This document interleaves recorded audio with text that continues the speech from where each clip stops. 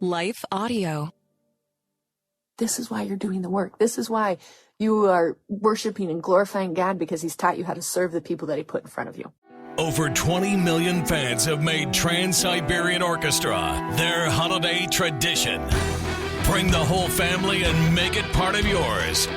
The Lost Christmas Eve live in concert. Don't miss the all-new show. Coming to a city near you. Go to tsotickets.com for info. The return of Trans-Siberian Orchestras. The Lost Christmas Eve. A special message from Ainsley Earhart. So many of us believe in something far beyond ourselves. And now there's a special place for us with exclusive, original, premium content that lifts us up, sustains our spirit, and fills us with hope. Fox Faith on Fox Nation. Stream exciting series like God, Family Football, Martin Scorsese Presents The Saints, and streaming December 8th, Jesus, Crown of Thorns. Fox Faith is only available by subscribing to Fox Nation, so go to foxnation.com and sign up today. Hello and welcome to the Encourager Podcast, where we have encouraging conversations to help you joyfully harmonize your home and work life. I'm your host, Rebecca Scott. I'm a wife, mother, designer, coach, and author. I'm here to help encourage and empower you to confidently make decisions that work for you and your stage of life, whatever that might be. Hello, Encouragers. On this week's podcast, it's a little bit different. It's a replay of a Facebook Live event where I dove into 2 simple, actionable hacks for each of the 5 systems we use every day: me, food, family, home, and work. These are the foundational systems I teach in my coaching, and trust me, these hacks can bring clarity, joy, and progress to your daily life. And here's the best part. This episode is the perfect sneak peek into the kind of transformational work we'll do together in my Encourager Cohort starting January 8th. If you're ready to harmonize both home and work life with a small, supportive group of women, this is your chance. Tune in, take notes, and if this resonates with you, visit encouragerpodcast.com to learn more about the cohort and grab your spot before it fills up. Let's get started. Good morning, everyone. How are we doing? I'm trying to keep my voice and my excitement a little bit down because Fridays I tend to just levitate. And look out, world. I put 2 bags in my tea this morning instead of 1. Rebel! You know, I'm like that on a Friday. I'm just really rebellious. We're going to have something today that I've been wanting to offer for quite some time. And I think it's good timing as we head into the holidays, as we head into the new year, and kind of thinking like, yeah, I'm kind of craving a fresh start in January. Like, we want to finish strong. I hope that is the case. You want to finish strong. But then, if you're anything like me, you're like, ooh, what does 2025 look like? What do I want for that year? So I hope that is the case here. And I'm going to give you guys two simple hacks to use in each one of the 5 systems that I frequently coach on. What I am talking about today, I do have a handout. So if you want to go ahead and print it off on the website, if you have a printer, you want to follow along, if you go to the encouragerpodcast.com, it is the pop-up right there. You enter your email address and it will email you this simple worksheet right here. You guys know that I have my person accessory brand, and I want to tell you a couple of things about how the podcast got started before I give you these 2 simple hacks, okay? I started my person accessory business because I was a poor newlywed and I needed Christmas gifts because I love Christmas. I'm currently staring at 2 full bins of costumes. I love Christmas, even back then. And I wanted to make some gifts, so I had my sewing machine, and I love purses since I have a picture of me at 3 years old holding a purse and a little baby doll, and the baby doll is upside down. I had some priorities at the time. But I have since turned the baby upside down, or the right side up, but I love babies. So I made these purses, and then I started getting orders, and the rest is history. Would be a massive exaggeration, but you can certainly listen to a lot of podcasts about how I developed the business. In the middle of that, the reason why these systems started was because I had this very defining moment, and I should have brought some of my props here for the webinar. I was running in and out of the house, getting ready to go to Aberdeen, South Dakota for an art show. And interesting enough, today I'd leave for Aberdeen for a show as well. Aberdeen seems to be in a lot of my podcasting stories. And Gus was only 18 months old. That's my firstborn. And my business was about 18 months old as well. And I kept running in and out of the farmhouse to grab purses and to pack things and This is the time when I still had a landline.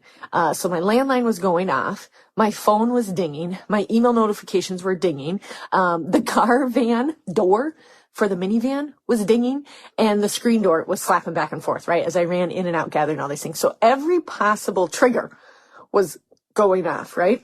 And I was getting the same question from Gus every time I ran past him, which is 18 months old, just a little tiny toddler, kept saying, snack, knack. And I kept saying what moms typically say, like, in a minute, right? And I must have said it about 6 different times as I ran in and out, like trying to just like reduce the amount of notifications going off. And probably like the 5th or 6th time, I looked at him as he asked for a knack, holding on to my sweatshirt, and I said, stop. And I said it very dramatically. And nobody wants to hear the tone and the raginess that I had when I said it this early in the morning. And immediately was just defeated. Immediately I saw his little blue eyes welled up, and I can still see it. Every time we tell a story, I still see little Gus's eyes welling up. And I got down on the floor and I sobbed. I sobbed. How was I going to be able to do this? How was I going to be able to raise this little kiddo? And how was I going to be able to raise this business, which I felt very passionate about? And I had to sit with it for a minute. And I decided in the minute, probably in the next 10, 20 minutes, that I still didn't get the message like, you have to quit. You have to wait to run your business while you raise the amount of kids that you want to raise. I didn't get that message. The message that I got was, how are we going to do this?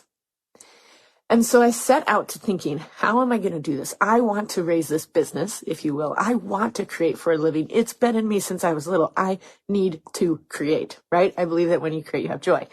And I also desperately wanted to be this kid's mom. And I wanted to be a good mom. I wanted to be a present mom. I definitely didn't want to be yelling at him. So that following week, I did something drastic. I did cancel the show. Like, I called and I canceled the show, which is a huge no-no in the art world. They do not invite you back. It took 6 years for them to invite me back. No kidding. Yeah. Oh yeah. You don't do that kind of thing.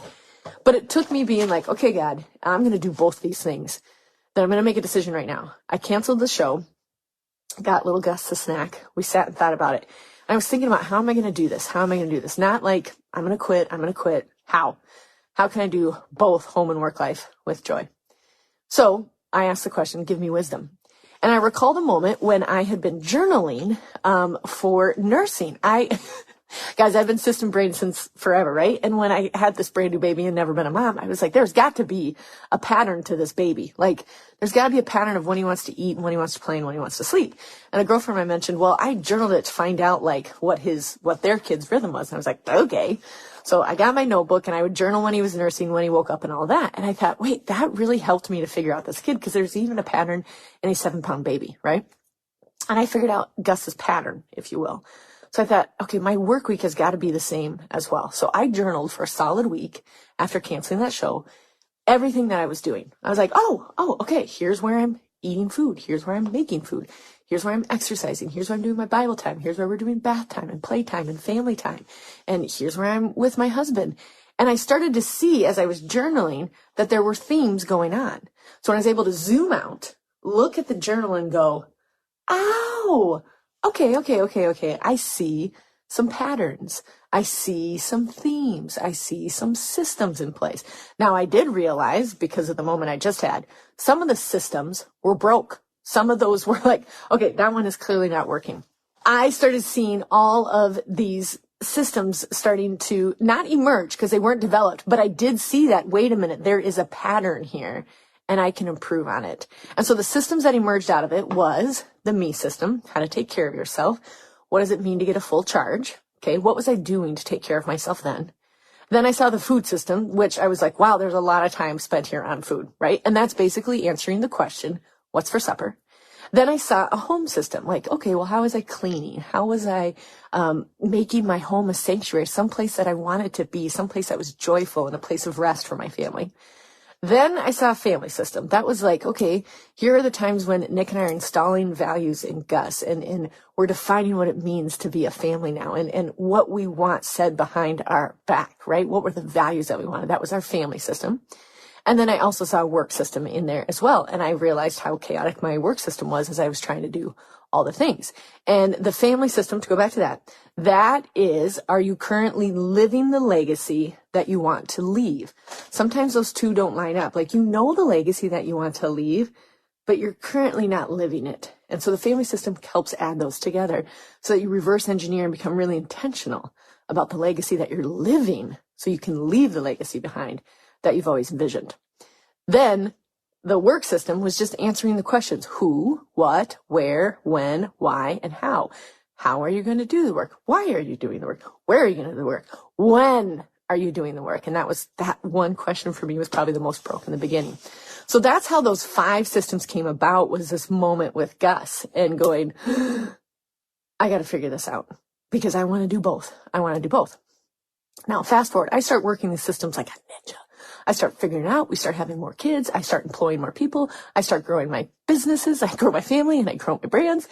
And then I had this moment in the Hy-Vee parking lot with a seamstress, and I exchanged linings at this grocery store every Wednesday morning at 9 a.m. And I arrived there on time. She was running a little bit late, and I want to show you the side by side of the scene. She arrived in her tracksuit at the time, the big glasses, the minivan. The kids all had their PJs on, their cute little bedhead, rolled into the parking lot. You can just imagine the gist right now, right? We arrived. We were already there. We were ready for the day. Hair and makeup. My kids look like ducklings. Now, don't judge me in this minute. I will show you the side by side here. Okay. So the dichotomy there that was happening. She rolls out, hands me the linings, which is the inside of the purses. And she said, "Oh my gosh, tell me you are not like this all the time," because I looked put together. And I said, "Gosh, no, we have days like that too," which is true. We do have days like that. But after I said that, I felt immediate punch to my gut. And I call my gut your God organ. It's the one that, for me, that's how he speaks to me. He's like, "Hey."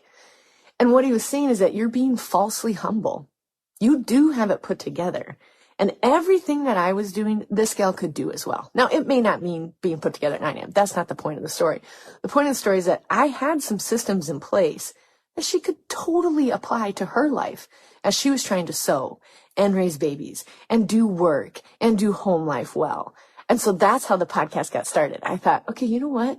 I'm going to jump on a microphone and I'm going to tell everybody how I'm doing that. So here we are. So I started teaching people about these 5 systems, which is what we're going to talk about today. Okay. Also, if you guys are tuned in right now and you have any questions, would you please post them here? And I thank you for providing that. We've got some links in here. Thank you, Chris. Thank you, Angie, Jessica, Stacy. Guys, it's Friday. Hi, Jenny.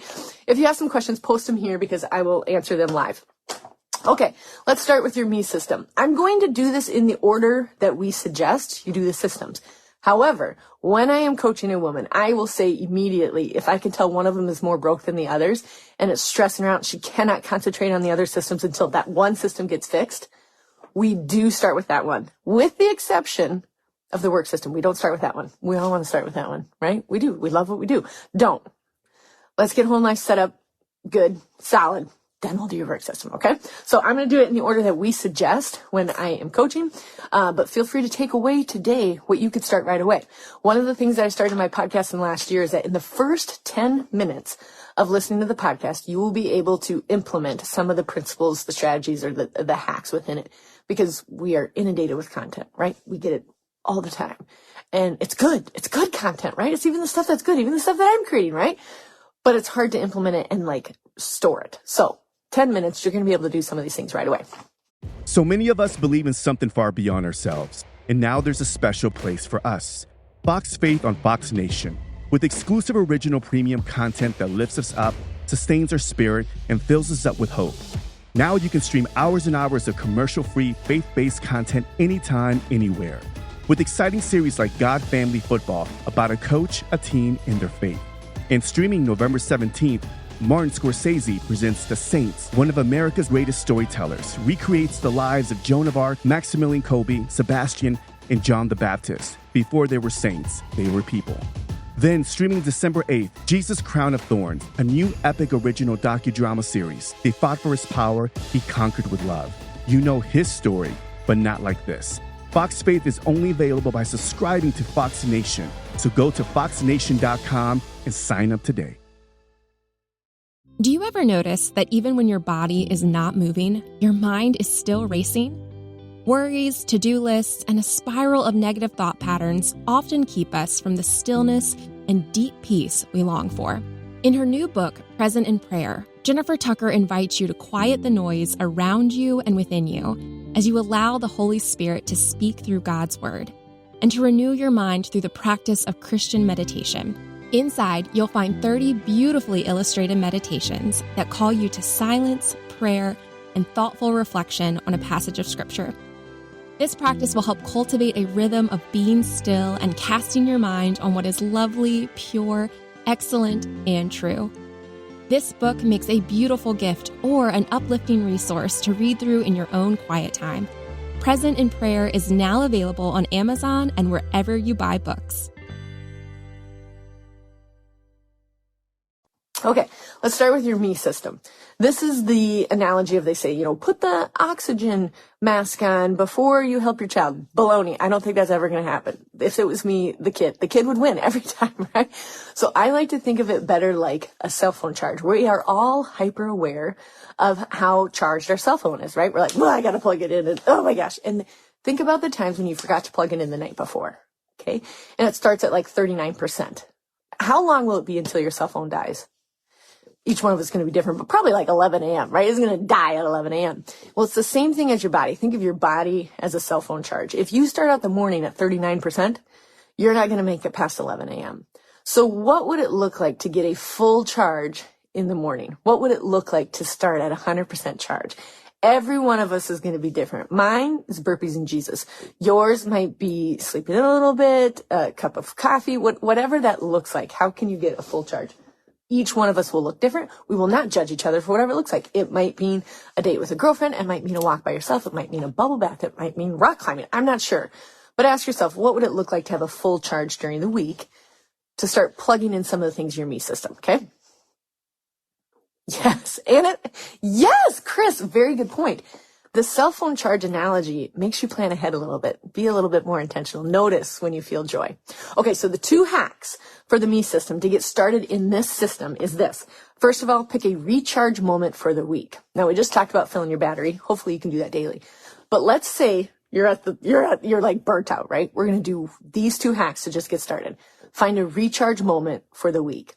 I used to say a pampering moment, but some people really hate the word pampering. Okay, let's pick recharge. Again, this will look different for all of you. Maybe it will be a date out with a girlfriend or something. Maybe it will be something by yourself. Maybe it'll be a walk. Maybe it'll be exercise. What would it look like to have a recharge moment a week and keep this sacred? Like, you tell your whole family, Tuesday night, this is me, Tuesday night, usually it's about 8:30, 9 o'clock. Mommy gets a bath. Nah, it's not always by myself. I mean, the girls are in and out with all their questions, but it's a moment where I am prioritizing what I love, and that's a bathtub. Okay. What would a recharge moment look like for each one of you? Put it in the comments here. If you just had to think, what would that look like? And then hold that sacred by telling your family at this time, every single week, please hold me accountable, because you need somebody to hold you accountable. You'll skip over it. You'll be like, I don't really need it. Guys, we're going to work on our systems. We're going to get that full charge. So pick a recharge moment for the week. That's hack number 1. Hack number 2, wake up before your family. I know. You're like, no. Some of you are knowing, some of you are like, duh, of course I do this. But even if it's just 5 minutes, and this will depend on if you have a newborn, if you have someone who gets up at 9 a.m. to go to their classes, get up before your family, whether that's 5 minutes or 2 hours. For me, the sweet spot is about an hour and a half to 2 hours. I need to be by myself, getting my full charge before I approach my wild circus. What does that look like for you? But even if that 5 minutes is just a priority of, okay, I'm going to slough to the kitchen in my slippers and pour my cup of hot coffee or tea or whatever that looks like, that 5 minutes will prioritize that. Okay, I matter. I need this full charge because I want to serve other people. So serving yourself first will allow you to serve the other ones in your life. Okay? So those are the 2 British Baking Show every Friday. Yes, Jessica, I love that. I think also, like, getting a recharge too is probably taking care of your animals. That might be some people's recharge moment as well. Hi, Linda. How are you doing? Okay. So that's second, the 2 things for the me system, right? We're going to get a recharge moment for the week and we are holding it sacred. So write on your piece of paper, sacred. Pretend it is sacred. You are getting this recharge moment because you need that full charge, okay? And the second one is get up before your family, either 5 minutes or 2 hours. Seems super simple, right? But you can do that in the first 10 minutes of listening to this, okay? All right, let's go over your food system next. The food system. Okay, this takes up more mental bandwidth than we realize. It does. You guys, how many times during the day do you say, what's for supper? What's for lunch? What's for supper tomorrow night? It takes up a lot of mental bandwidth. And because I create for a living, I do not want to spend a single moment of my creativity on food, okay? Now, some of you, including Jessica here, love cooking, love baking. Like, you're like, I like to do this. So that's okay too. That also might be part of your me system. It's something that brings you great joy. But make your food, okay, first hack, sorry, I'm getting ahead of myself. Make your food decisions before 9 a.m. Okay, I just picked a time. If yours is 7:30 a.m., fine, whatever. But pick a time when you are going to make your decisions for food for the day, so that at 11 o'clock when you're like, oh, shoot, what's for supper? You have a plan. You already have a plan.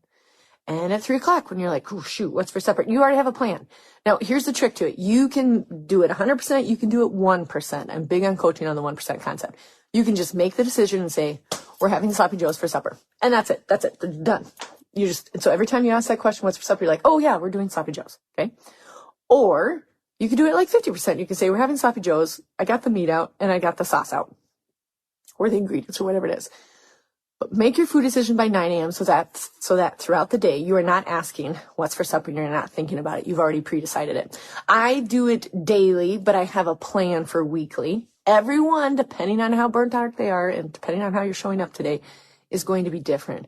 But make that decision by 9 a.m. Whether you get out the ingredients or you just proclaim, this is what we're having for supper. That's great. If you get the ingredients out, it's a little bit further into your food system.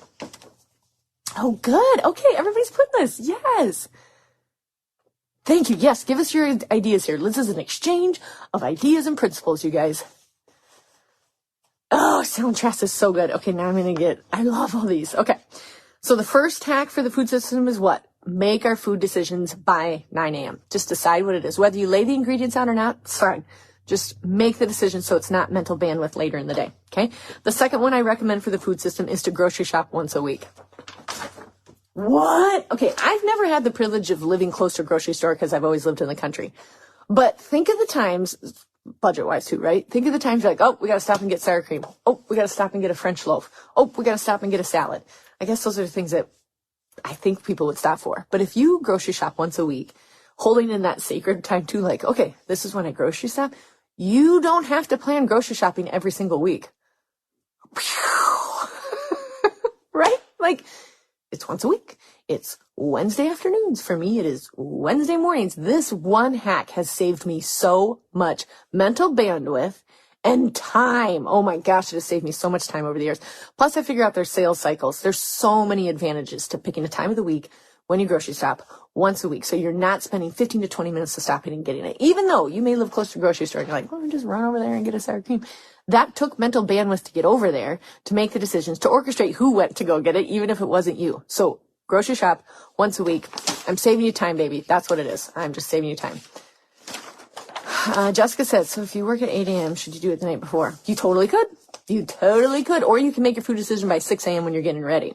The point is just to make the decisions before you start your day. Make the food decisions before you start your day, so your mental bandwidth is on work, family, whatever it might be, but not on food. Okay. That was the 2 simple hacks for your food system. Next up is your family system. Remember, this is, I forgot to say, guys, on the food system, ask yourself, who, when, and where will you do grocery shopping? Okay? You're doing it once a week. All right. Now, family system. That is, are you living the legacy that you want to leave behind? Those two come together. 2 simple hacks for your family system. Plan the family meals in advance. This research after research after research proves when you sit with your family around the dining room table or the island table or whatever it looks like, those relationships and those bonds go super deep into your kids. So they are very important to me. And I plan the week ahead. How many times do we get to be together? And it has had to change over the years. That's the key to these systems, you guys. They are going to change as your stages change, as your roles change, as our ages change, all those things. So they are flexible to move. You're not going to be like, this is how we do it for 20 years. It's not going to work like that. You've got to make the decisions as things change. Okay. So family system. I plan out like how many times we're going to be at the table together. And sometimes I have to plan a breakfast because the evenings are going to be too busy. It's very important to me to sit with them at our table. So plan the family meals in advance, not just the food, because the food part really doesn't matter. I don't care if you've got takeout or pizza. It doesn't matter. But schedule the actual meals of like, hey, everybody here, I'd like to see us at this table at whatever date, as much as possible. We're not going to be militant about it or nobody would want to come. Okay. Whether it's breakfast, lunch, supper, snacks, even if it's a snack, even if it's at 3 p.m, whatever. Be intentional when your family will be together around food. Okay. And at that table to commune with one another. Ask yourself, when will your family be together this week? Okay. That's how to do that first time. The second one is you need to sync up with your spouse. And so what that looks like for us is called a honey huddle, affectionately named by my staff. It was a spousal business meeting, which was a mouthful, but honey huddle is much cuter. So if you want our honey huddle, it is actually a free resource on the encouragerpodcast.com. You can download the honey huddle right there underneath our resource tab, which by the way, has like 26 resources there. They're amazing. And they're also on Pinterest. Just saying, throwing it out there, okay? Download the honey huddle. We have this meeting once a month. We also have a weekly version of it that I haven't podcasted about that yet, but I probably should. I did too. Anyways, download the honey huddle. This is a connection point between Nick and I that helps our family system stay in track of the legacy that we're currently living, and that will be the one that we leave behind. So we talk about the values that we form for our family, and we review them monthly. Like, hey, how are we doing on this? We review the kids in there and what we need to work on for character with each one of them, because it changes, right? And permission. One of the prompts is like, what 2 things can you work on with each kiddo? Only 2. You cannot work on 5 things of your kid every month. Like, you just can't. And sometimes, like Pix right now is 9. There's not a lot she's working on. Like, there's just a sweet period of childhood where you're like, yes, we could teach her to make her bed better, but she's in a period right now where there's not a lot of things that we need to develop in her right now. So there's permission to not have to pick something for each one. And then there's other times when I'm like, oh my gosh, we have to teach this child how to stop arguing. Okay. This honey huddle helps us talk about our budget together, helps us talk about our dreams and our goals together, helps us talk about our calendar for the month, I said budget, helps us talk about the kiddos, raising our kiddos, help us talk about our 5 values that we chose for our family. 3 of them are major. We want to be humble, kind, and honest. When people talk about the Scots behind your back, we want those 3 things to be what people say. This gets us on the same page monthly. Remember how we like romanticize? Every year I get together with my spouse in a beautiful retreat and we talk about where our family's going in the next 5 years. It's awesome. Do that. But do we? And that's only once a year. What if you did it monthly? The meeting has been very systemized for Nick and I. It takes us about 30 to 45 minutes, kind of depending on how chatty we are or annoyed. Get through these things. It's just a very good meeting point, and I love this resource, and it has drastically changed how Nick and I respond to one another, reminding one another that we're on the same team, and making dreams come true. He went to Africa last year, and that was because of that honey huddle. I swear to you. Honey huddle, I kept asking him what his dreams. He's like, man, I don't know. I'm like, you love hunting. If you had a wild dream, where would you hunt? It was actually the Yukon, so we still have to do that one. But Africa came in a roundabout way that was really beautiful as well, and so he did that. My dream is rim to rim. I'll tell you about it later. Anyways, okay, so the second hack for the family system is to sync up with your spouse with the honey huddle. I think we can provide the link to the honey huddle, or at least to the resources here. Okay, I'm going to look through some questions here quick before I go to the work system. How am I doing for time here? Okay. Angie says, I really struggle with my food system. I'm always tempted to try new recipes. Yeah, but I don't really enjoy cooking. Yes. Okay. So, and I love this. Someone is telling her we care. We care, Angie. We do care. Here's a few permissions for you. I have like 3, I probably have 4 cookbooks now that I use. Got rid of all the rest of them. Plus there's Pinterest, right? But I have that is my go-to. So it seems less overwhelming. I'm like, okay, these are the cookbooks. Now, if you want to try something new, you can certainly, print off the new one and try to aspire for it, but no pressure there. What I like to do is put a list inside my pantry that has pork, beef, chicken. We're not big seafood people, but I imagine people would want to put seafood on there.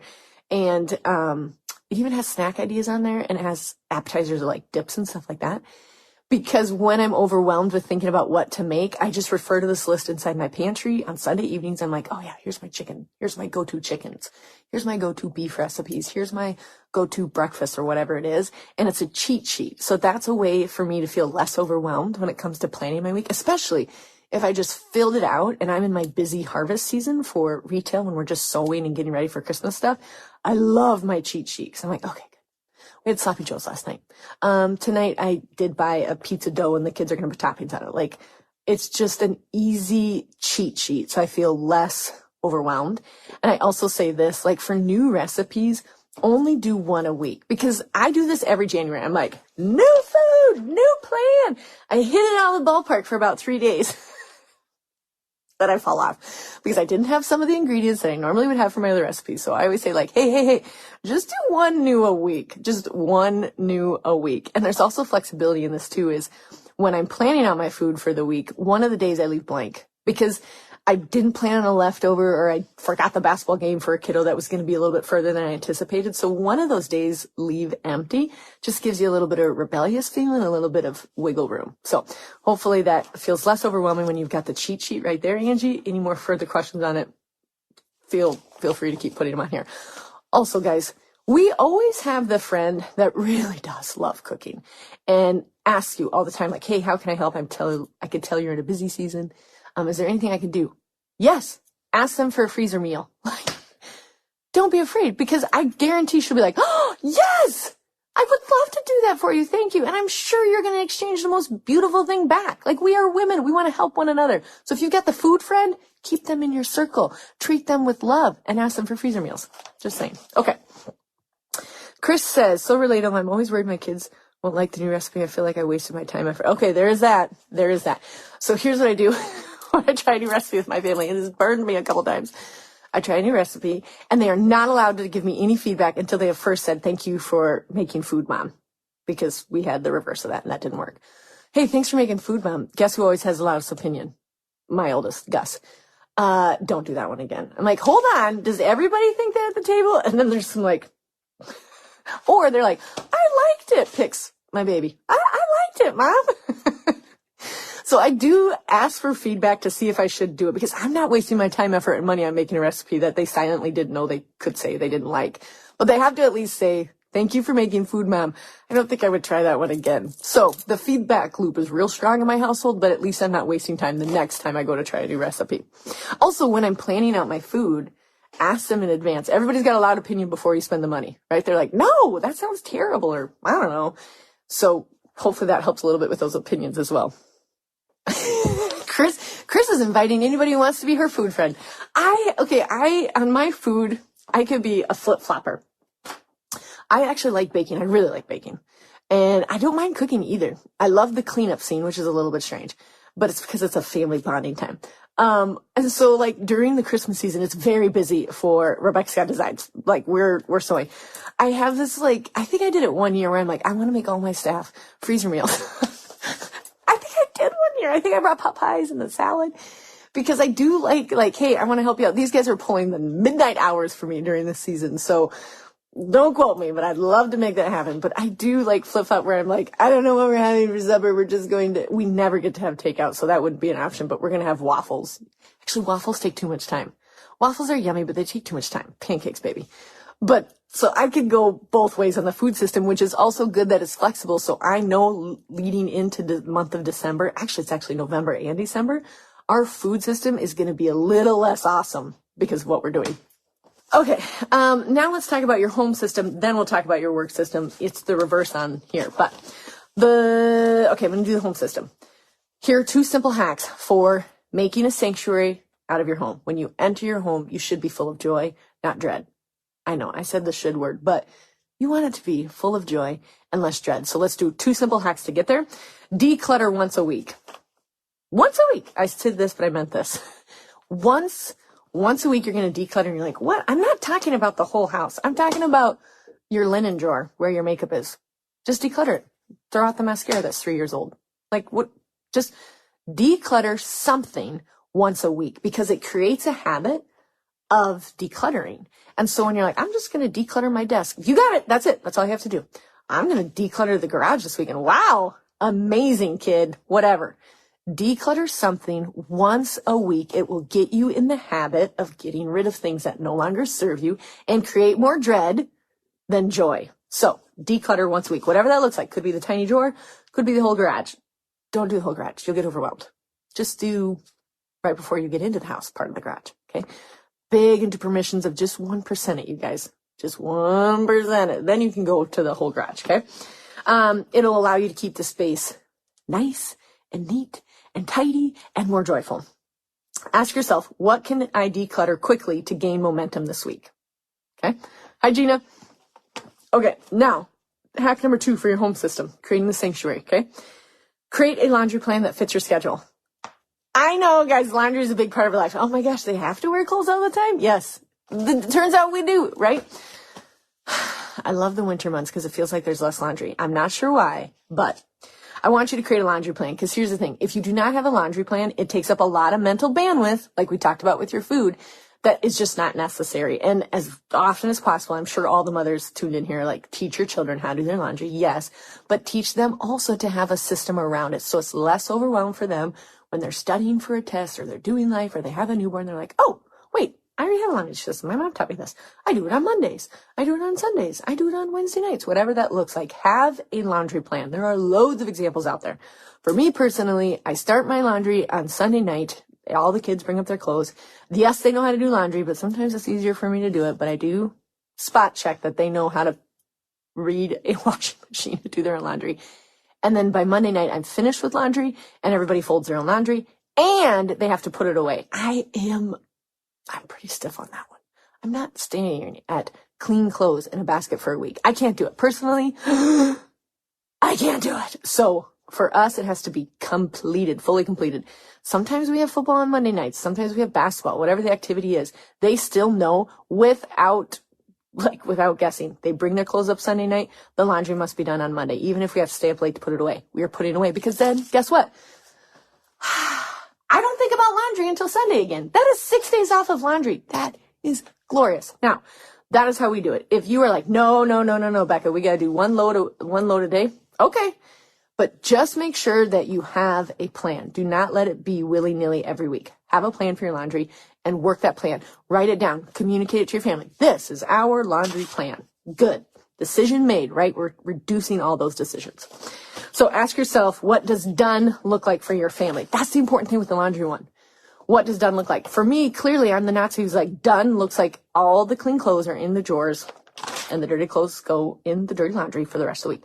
That's what done looks like for me, but maybe for you in your stage, in your roles and everything, done just looks like it made it to their bedroom. That's totally fine. That's fine. What does done look like for you? That's what to ask in that hack. Hi, Kimberly. Okay. So those are 2 hacks for the family system. Ask yourself, what can you declutter quickly? And ask yourself, what does done look like? Now, your work system. Okay, this is setting aside time for dedicated work hours. This is answering the question, who, what, where, when, why, and how. How are you doing your work system? Chances are, in my years of coaching, we love talking about the work system because it's what we're really passionate about. Alongside when we get all these other systems figured out that we just talked about, we're like, I do have time for this amazing, passionate work that I want to do. Great. Let's answer these questions, which you do if you take the Encourager Academy. Okay, but 2 simple hacks for your work system is set aside dedicated blocks of time for work. Yeah.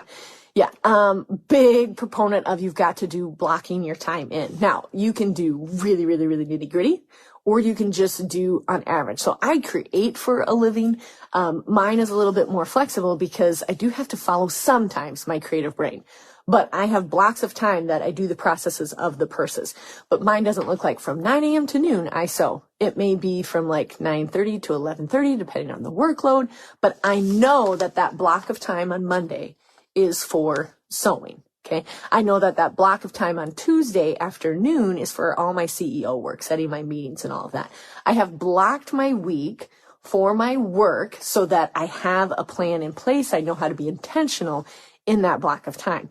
Am I recording a podcast on Mondays? No, absolutely not. It's all production. It's all RSD. Am I doing videos on Friday? No, No, I'm going live on Friday. So when you've blocked the time, you've been intentional about what happens in that block of time so that you're not flip-flopping all day long. Like, I got to do this, but I got to do that. Well, you know what? Maybe we should just do that here. Maybe we should just do that here. That's going to happen. But if you have planned out blocks of what happens when, you'll be way more intentional and gain much more momentum in it as well. Oh yeah. Creative brain is definitely a thing. And Chris and I will talk for you, Chris. She creates all of my graphics, all the emails. She serves my audience. So she's got to be community minded. She's got to be creative minded. She's got to keep her energy high, all the things, right? She decided, you'll have to correct me if I'm wrong, but when she was going to create something, she's like, I am not in the mood on that day. So she reverse engineered, like, okay, when will I feel my most creative? Or her wear changed too. Like she discovered that the scooters on Monday morning was her like wear. I can't remember the task that you do there. But that is like, nope, I need to be there because it produces some sort of creativity outside of her home that she needs. So that's that where question in the work system. Where should you work? That might change. It might change depending on the task. And that is important. That is important so that you can get the work done. Okay. So block in time. I love to coach on this. Take the academy. Listen to more of my podcasts. I love coaching on blocking. Okay. Ask yourself, when will you work and stick to it?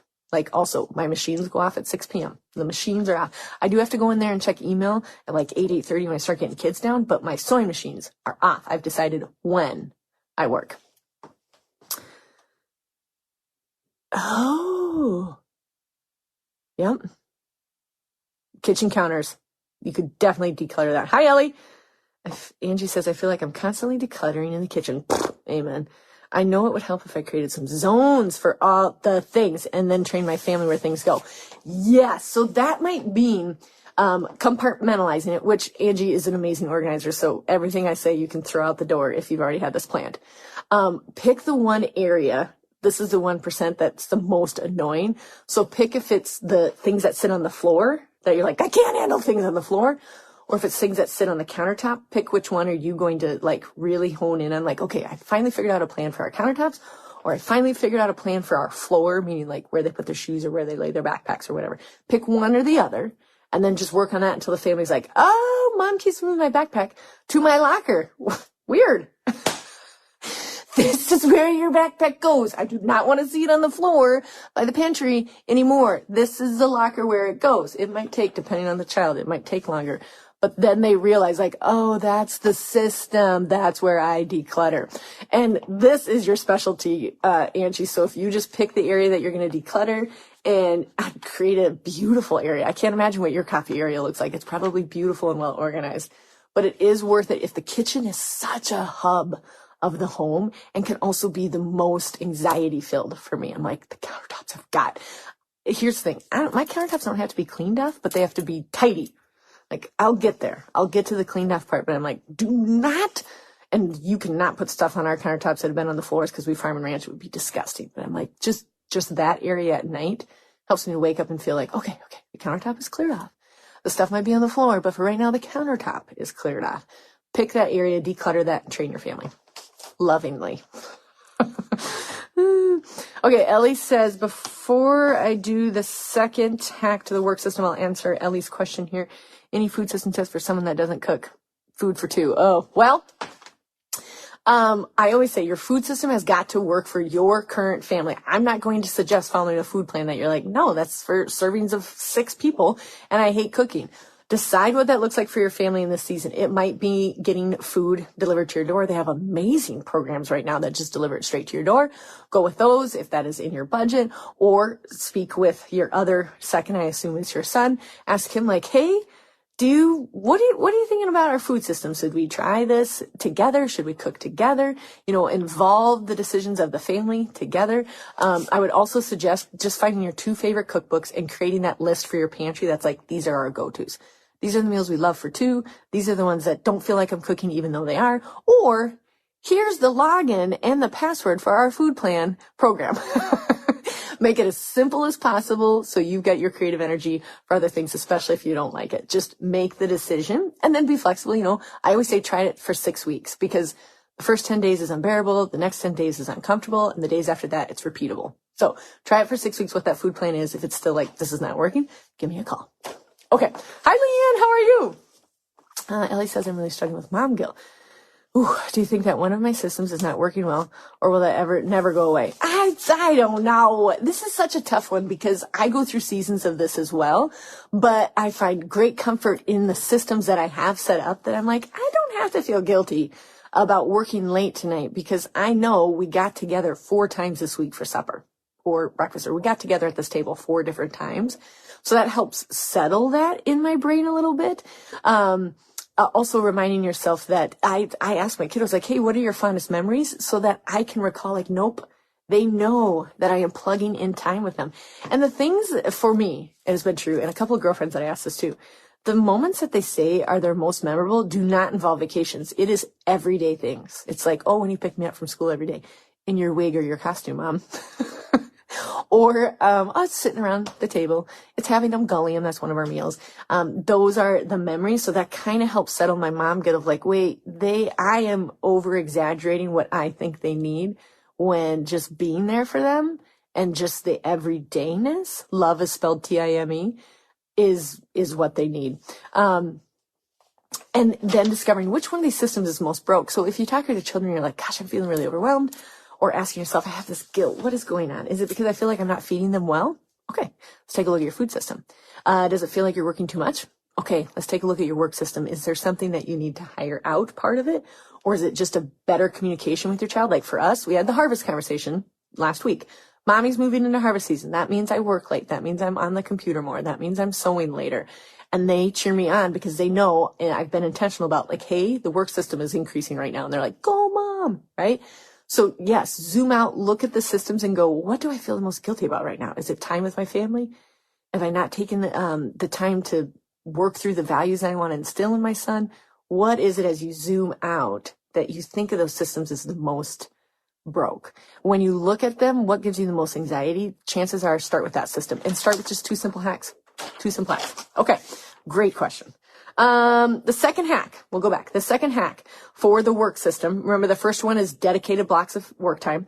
The second one is answer why do you do your work? Now, resist the urge to make this super sexy, like, I do this work. You don't have, I mean, sometimes it is a really cool answer like that, but sometimes it's really simple. So I always want to give permission. It's like, don't spend 3 hours figuring out the why of your work, but let's reflect on it because when you're overwhelmed, maybe the other systems are all broke and you're like, why am I doing this work? You can reflect on that 1 or 2 sentences that says, oh, that's right. I'm doing this work because I want to teach people that when they create, they will have joy. That's fine. Like whether they're creating a purse and they're getting those creative juices flowing and then they have more joy about defining more for them what makes them happy, even if it is a purse, or if it's creating a system for their family or creating a legacy of wanting to do both in her home and work life. What does why look like in your family? Why are you doing your work? Why are you doing it? And then put it in a couple different places to remind you, because I mean, there's a high percentage of your work that's not your favorite part. And then there's a lower percentage, but a more joyful percentage of why you do the work. So decide that now. Otherwise, if you do not have the why figured out, you'll burn out on it very quickly. Very quickly. So discover your why. Okay. You mean beyond paying the bills? Not sure what you mean there, but yeah, spend some time beyond paying just the bills.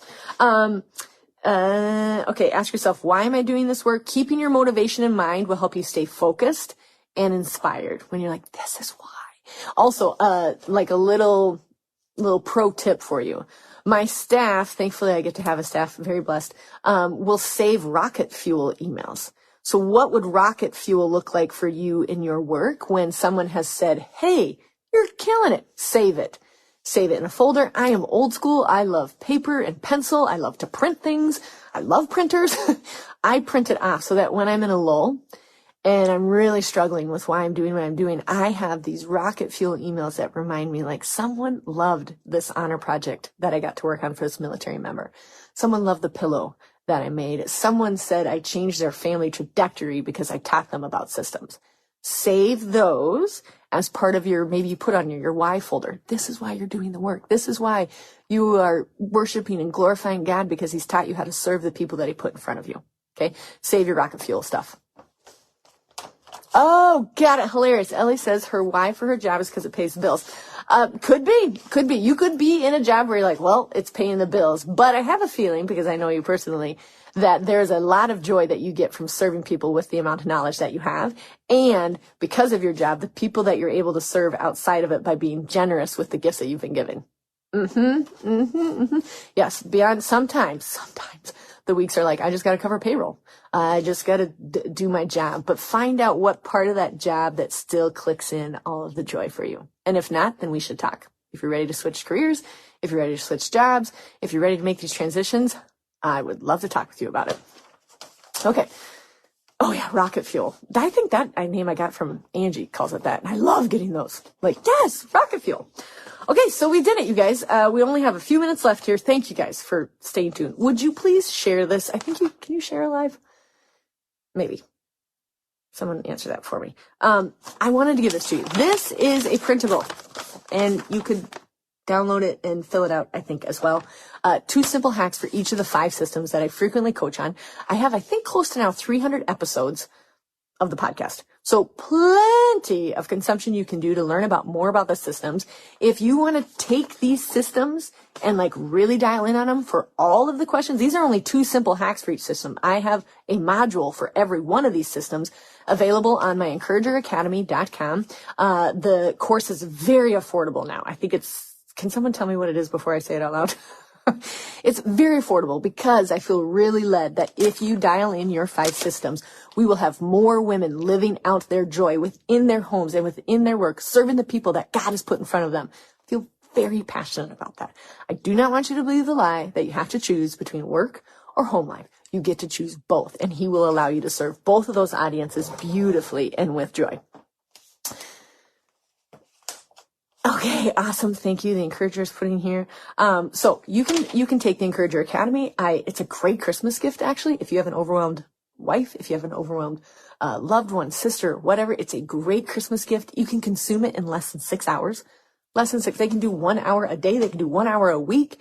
They would feel more in charge of these systems so that they can feel so much less overwhelmed and so much more hope for what they know is on their heart. And if we can get all the clutter and all that stuff out of there, and we're like, I know this is a calling of my heart, but I still have to figure out my laundry, it feels disgusting.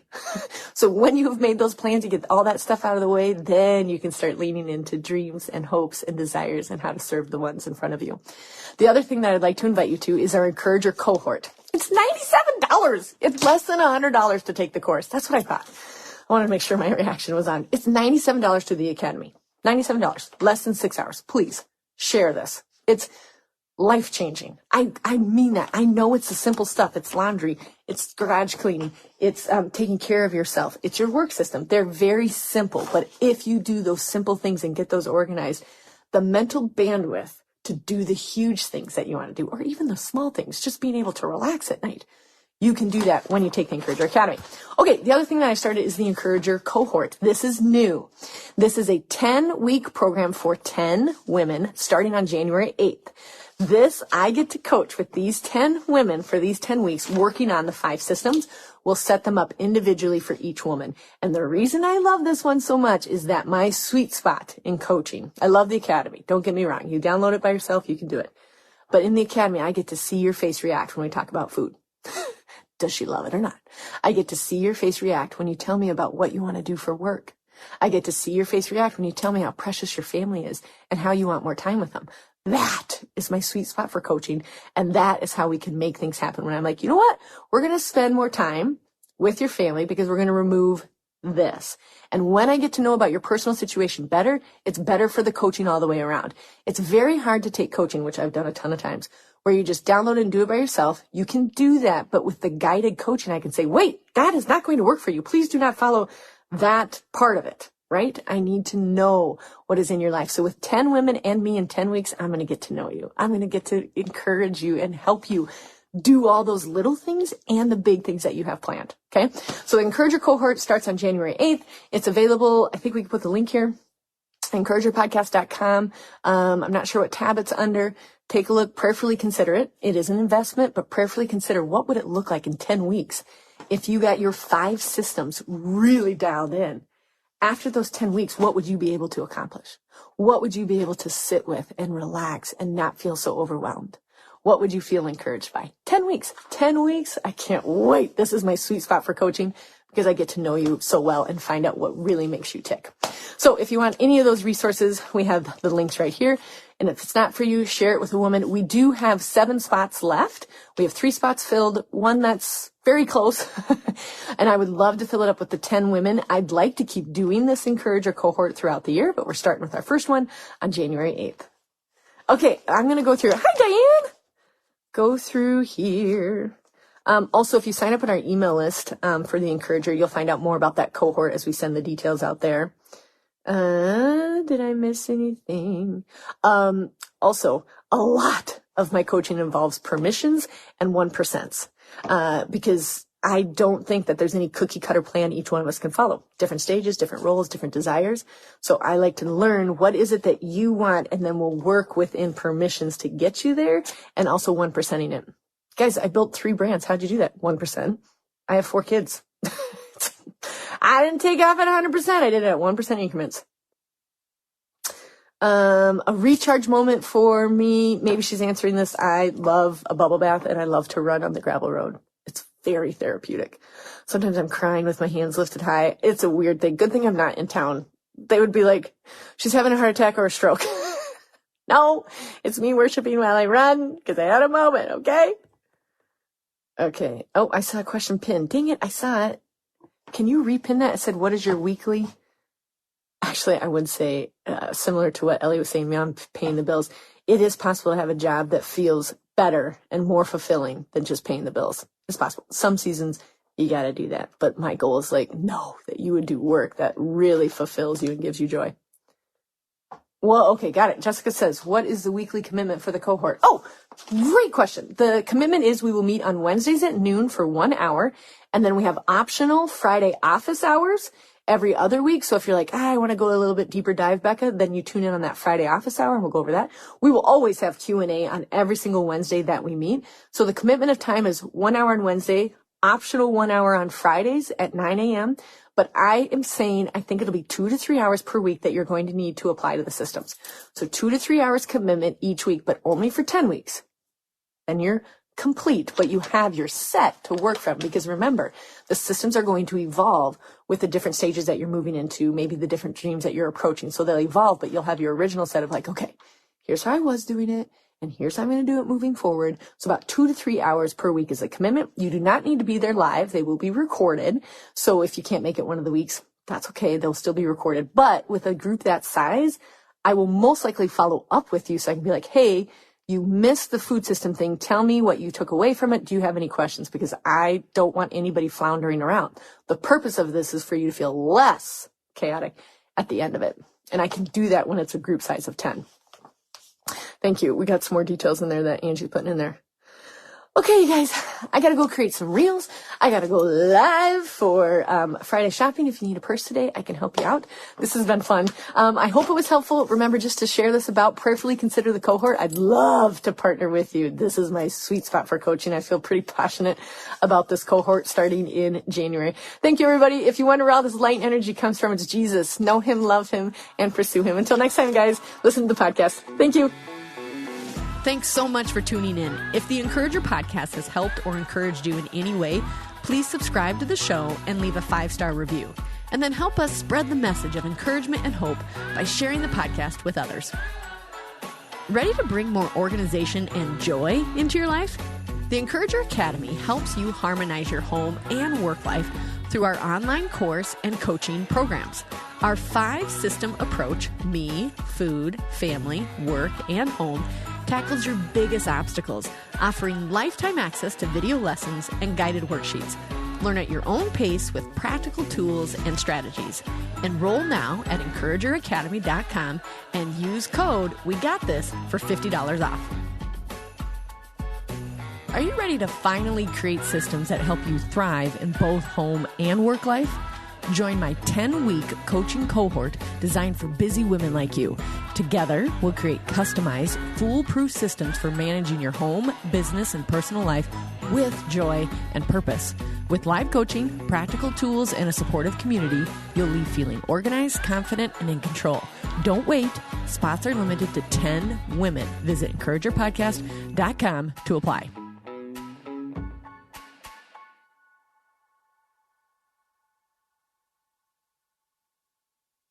Are you concerned about tensions in the Middle East? Do you wonder where we're currently at in the biblical timeline? Are we really in the last days? Hi, everyone. I'm Dr. Carl Muller with the Inside the Epicenter podcast. Every week, my co-host, best-selling author Joel Rosenberg and I answer those questions and more. You'll hear inside knowledge of our meetings with leaders at the highest levels of government in the U.S., Israel, and the Middle East, equipping you to filter the news with biblically sound insights. Find Inside the Epicenter on your favorite podcast app or go to joshuafund.com to listen and subscribe.